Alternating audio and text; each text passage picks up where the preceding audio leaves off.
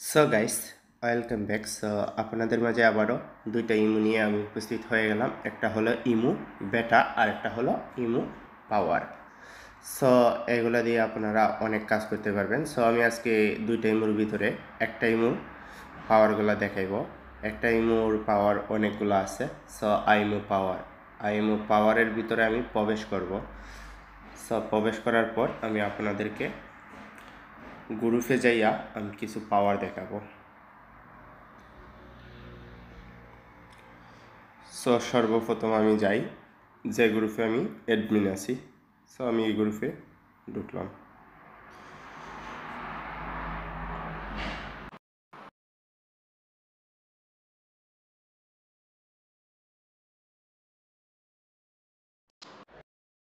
So আপনারা দেখতেই পাচ্ছেন আমি ঢোকার সাথে সাথে নিচে দা জয়েন্ট রুম, জয়েন্ট টাই রুম, ঠিক আছে, লেখা উঠতেছে।